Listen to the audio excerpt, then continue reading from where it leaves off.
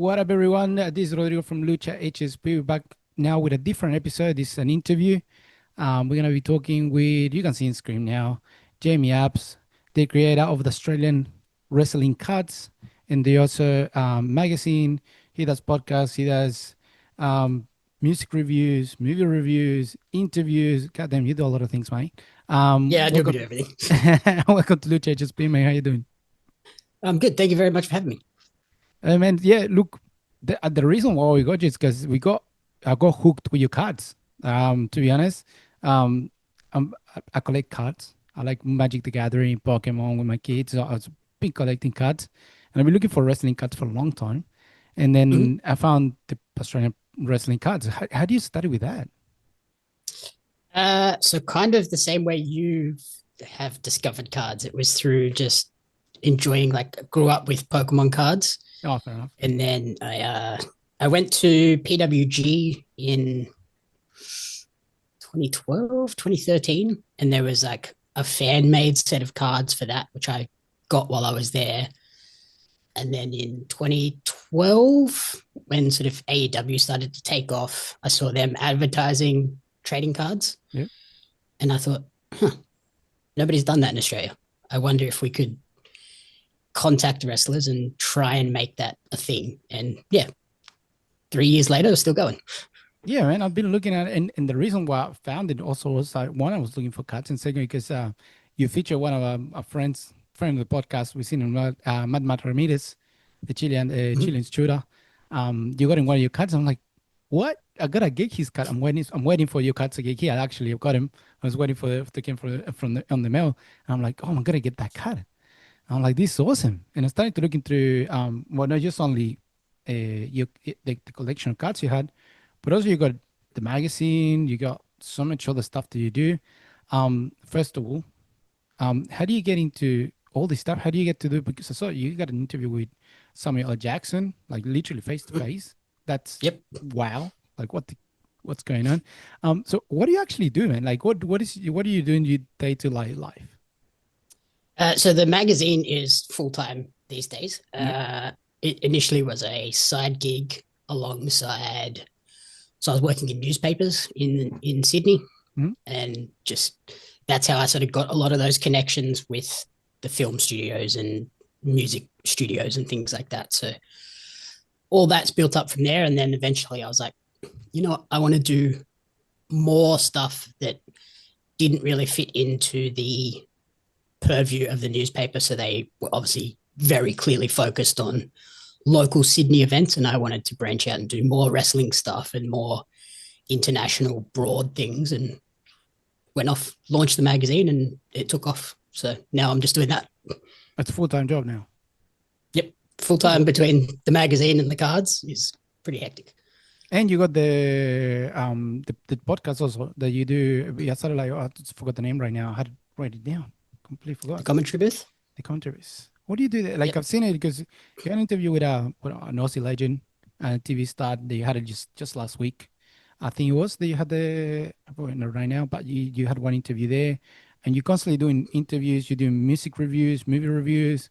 I saw that you did one with Alien, which is been great. You've done a lot of Yep. stuff. So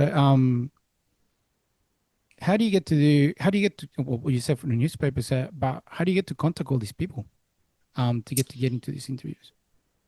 So these days I'm on all of the sort of press lists, so I'm getting contacted with press releases constantly. But yeah, so the Samuel L. Jackson one came about when I was at the newspaper, and then Lynn McGranger and everything since then have all been got the press release, reached out, and gone from there.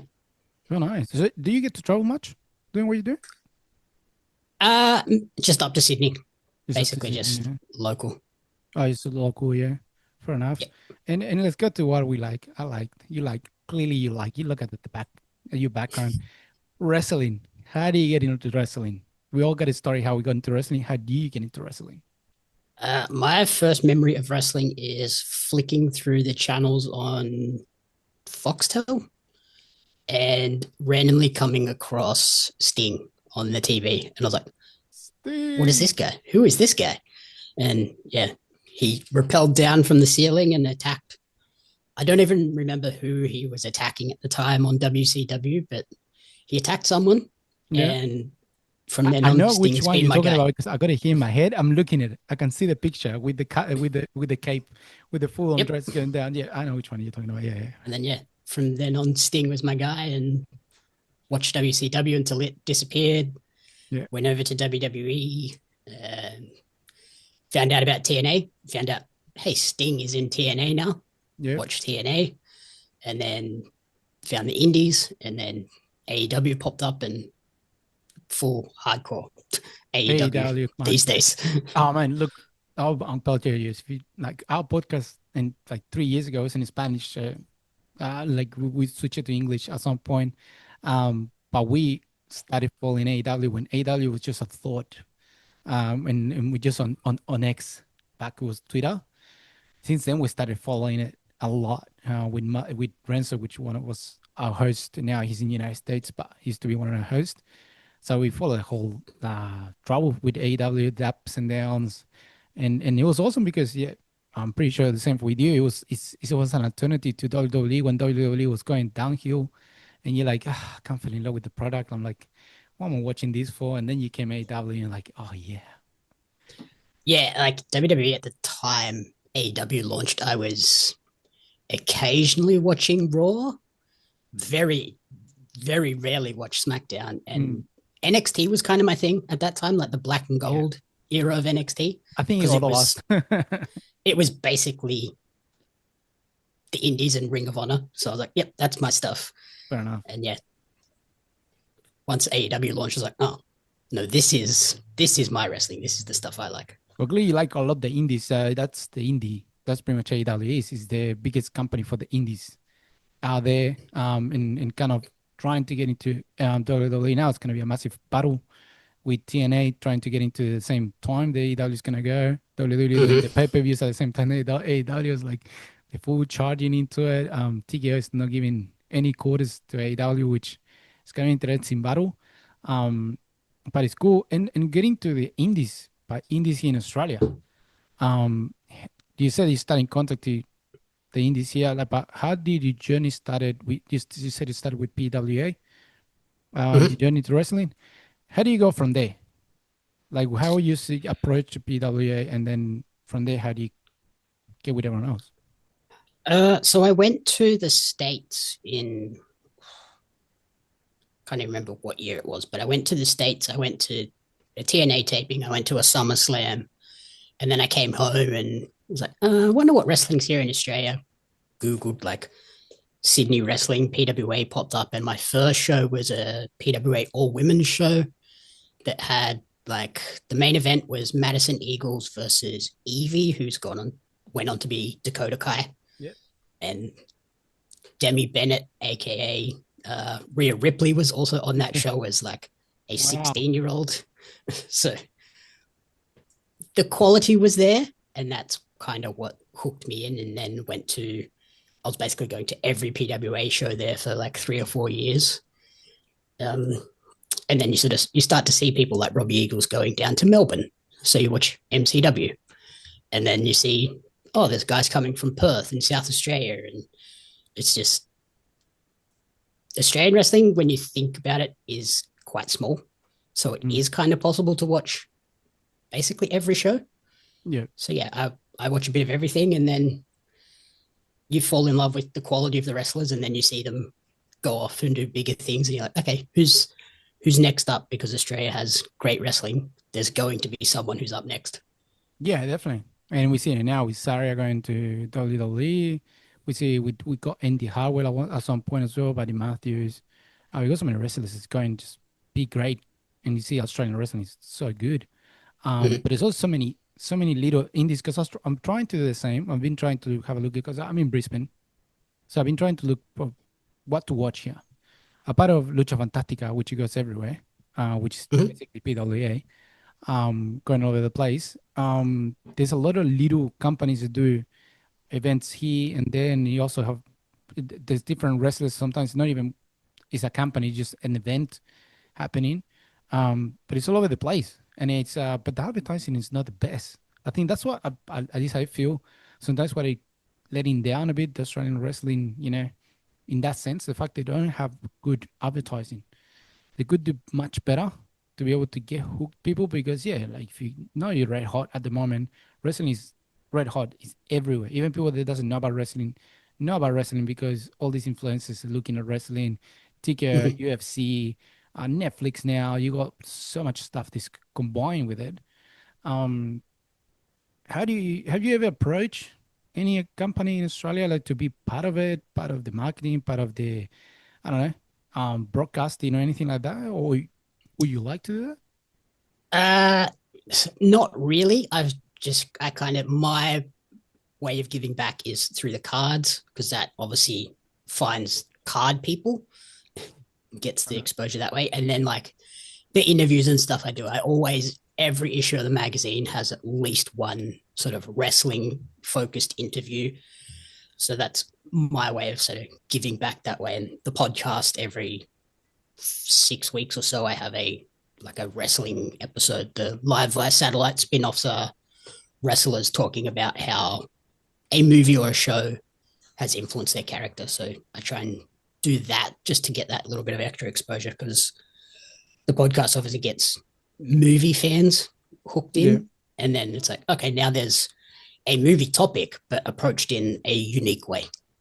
fair enough. Like and you get to know the wrestlers in another way. It's a different way, just by what they like, what they think, not just so much about wrestling the whole time, which Mhm. is sometimes really appealing to people to be able to do that. So that's pretty good. Man, your collection at the back is awesome. Just tell me what do you got at the back of the one because I can see the massive AEW title right there, which is just rare bang in your face. Uh, But tell me about your collection. What have you been collecting? What do you got at the moment? What are you hoping to get soon? so I have four belts. I have the AEW World Title, the IWGP Junior Heavyweight Title. Oh, wow, Um, hang on a second. What? yep. You got the IWGP Juniors title. How do you get your hands on that? That's So that no one many people has it. the AEW one and the IWGP were custom made.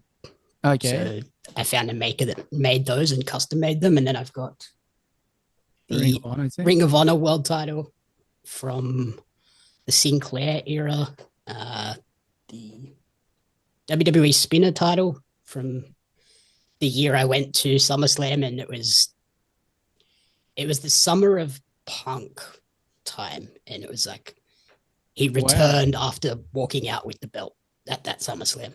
Wow, that's a great SummerSlam. And That's then awesome. I've got a custom made Australian wrestling cards title belt as well that I use for Big at one. shows when I go to shows and like here, You get a come over to sign? the table, kids, and get a photo. Have you get it signed? Have you No, got any of the Australians? No, none of them. Because I was gonna say you got the juniors one there. Have you got Robbie Eagles to sign that one? yes, that one Okay, I is was gonna signed. say if you don't get Robbie Eagles to sign that one, what the hell? Yep, Like you see, yep. that has to be signed by Robbie Eagles at least. It's signed, and I got one of the nameplates. I got a custom Robbie Eagles nameplate as well. That is fucking awesome, man. Because yeah, like WP, well, it's some people in Australia. Not many people knows about uh, Japanese wrestling. I'm a big fan of Mexican wrestling. But yeah, knowing about Japanese wrestling, that's something different. Now that's a wrestling fan. When you see Mm-hmm. something like that, that's something different, Yeah, which is yeah. freaking Best of the great. Super Juniors is like that's my shit. Like I watch Oh, that 100%. religiously every year. The You see? G1 is kind of like hit and miss. I'll pick matches. Yep. But the best of Super Juniors, I'm watching that every year, and hopefully Super Junior Tag League I'll be watching again this year after Velocities last year. Hopefully they get a second run this year. That's awesome. Yeah, because I look IWP, I think the juniors and the tag team is really the forbidden door one. That's pretty much it. That's the one that brings every single company in. I would wish that WWE would let someone go there because that'll be something Mhm. unique. Because it'll be definitely the forbidden door just open, wide open at the moment, which is just we're waiting. Just fucking not a little open. I don't know why it hasn't happened. They did send a couple of guys over for the Noah tournaments last year, so Yeah. But at no, least but they have that partnership. But it's New Japan is the company.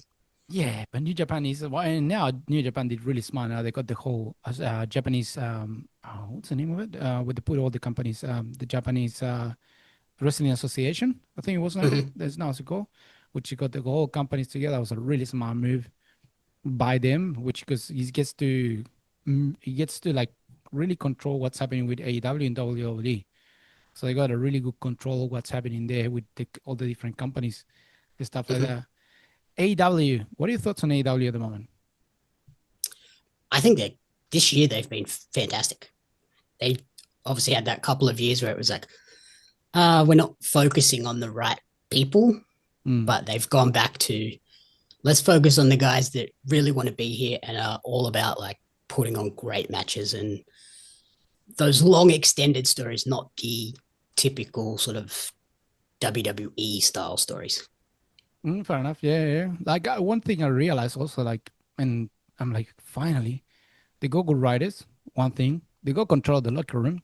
Third, second, and the third, they smart out and they finally shrink the freaking stage and they shrink the place where the taping, which they've been doing where ECW used to tape. They've been doing a few shows there, which is smaller, which is finally that's good for AEW. Like now you can Yeah. record everywhere. Like I did never understood why Tony Khan kept going with bigger stadiums when you couldn't fill it up for the love of your life because people was like Yeah, falling especially apart. for like the weekly tapings, like they were half full. It looks so much better with those. Like even that arena they ran in Chicago the last few weeks, where it was like totally weird and wacky looking, but Yeah. it's awesome.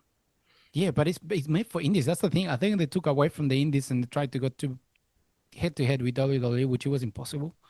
Mm-hmm. Um, with NXT, unfortunately, they had Hunter at the moment in NXT, so there was no way there was neck and neck. But then the stories are starting to fall apart, and there wasn't nothing to it hooked on. And now, for at least we got Tony Storm hooked on. We got the Dead Raiders. We got what's happening with Hangman Page.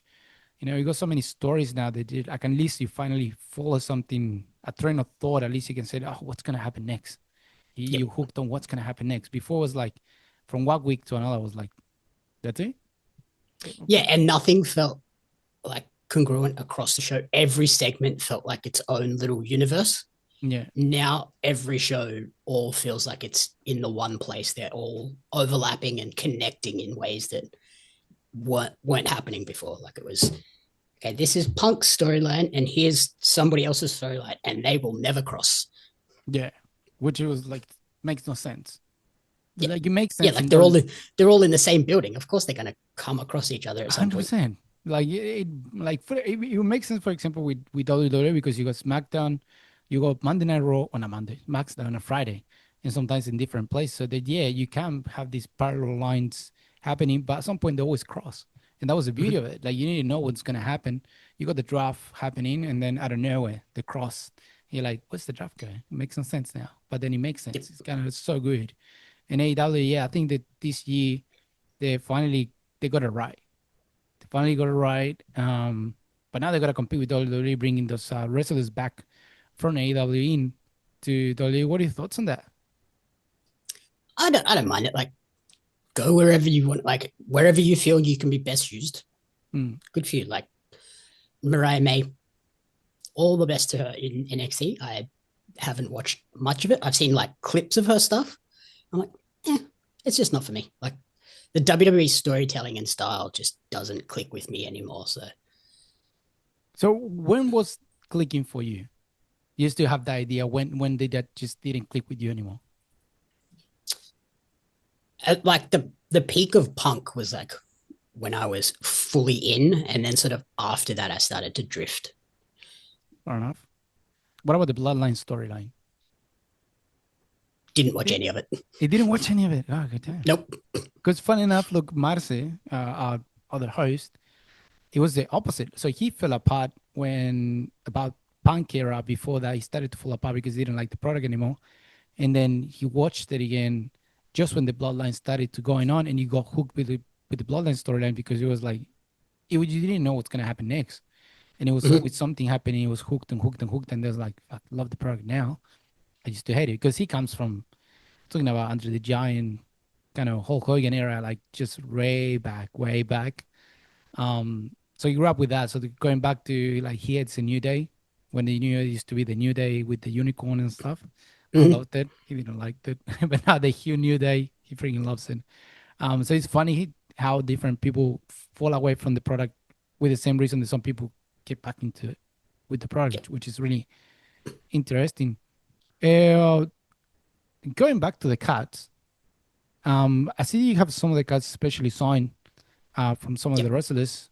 Um, what's the go there like with the wrestlers? They get a special sign. Is that unique card? They get cards for themselves. They can say, what's the go with them? So with the cards I make for my sets, every wrestler gets a payment and 10 of their own card that they can then use however they want.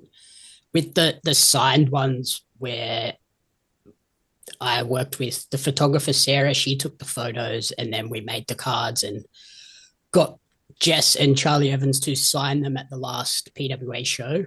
And then we're splitting the proceeds evenly between all three of us. Wow, that's fucking awesome. That's great. Will be your next stage of these cards make it a playable one? Probably not, because then you get into the whole politics of why is that guy better than me? Why is this person higher rated than me? Why am I like, I'm like, You I want to don't get need into that drama. Just that? keep it nice and simple. Like, Big nice. even in the initial stages of when I was planning the cards, I wanted to put their promotion logos and things on there Yeah, to be like, when someone gets a card, they can see, oh, I haven't heard of this person. Where can I see them? And then if the promotion logo's there, they it know where to feeds them go. back to the promotion. Yeah, And yeah, that got into a whole crazy bit of chaos that I was like, nope, not dealing with this. So let's keep it simple and just have it all. It's all my branding. I own everything.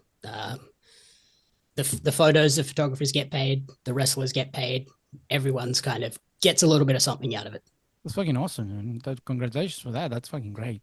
That's what you want. And also the good things here, at least the wrestlers, they're not hooked or they're not like anchor to just only one company. I think the only one that does that is AWF, but I don't know if the like longer doing that. I know they were used to do that part. They were just AWF was AWF. You couldn't pass the AWF. You couldn't go anywhere else. I don't know if they still do Mhm. it because I left Sydney, so I haven't watched them anymore. So I don't know if they still know, but I know everyone else does these collaborations, going here, going there, and pretty much the wrestlers earn themselves more than Yep. anything else. So that's great. The fact that you can get just straight to the wrestler and say, "Hey, can I make your cut?" Yep. Um, with the all cuts, because I'm trying to, I looked into the first one you start, sold out, completely gone. Mhm. Are you gonna Yep. make any more, or that's it? So yeah, that's like one and done. So like each set is once they're gone, that's it. So it kind of Oh, encourages people to, when they that's come out, fucking awesome. don't wait around because you might miss the chance. And then eventually, like we might go back and do a new Robbie Eagles and things like that. But Yeah. for now, it's just to keep it nice and simple. Of once that pack is gone, that's it. I'm lucky about these ones. They're just from July, I think the last one, the ones I got, but I want to get one every month. That's for sure. I want to get the collection. That's for sure. Now I Yep. found it, I need to get that collection because yeah, Australian wrestling cards, man, they're so good. And like I said, love cards, love collectible, like collectibles, and to be able to see that, I was like, fuck, this is great. So I just wanted to like get to know you, and you sending me subs, Yep. or really?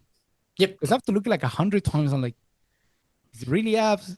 Is it not apps? Yep. Like I was really confused because that's a unique surname. It's yeah, it's surprisingly common. Like, Really? yeah, I hear it all the time, and people are like, "Oh, are you related to this person?" I'm like, "No, never heard of that person in my life." Like, there's a sports reporter on Seven News that is Jalissa Apps. No relation. Wow. I did like to be honest, I never heard of that app. So that's why like, oh, apps. I wonder if it's because of social media, sometimes they got that. So that's what I was wondering. I was like, nah, Yeah, no, you know, that's just that's that my actual name. all right, that's awesome. And now with the magazine, what's your process with the magazine? Like how do you get to do every like what's it called edition of the magazine? What's the process behind it to get it done every month? Because monthly, yeah? Every second month. So Every second month, yeah, okay. it gives me a little bit of leeway in terms of getting them out. But yeah, it's conduct an interview, transcribe the interview, write the article, lay out the print magazine, send that off to print. And then while I'm waiting for that print to come back, I'm editing videos and clips and creating all the social graphics. And then I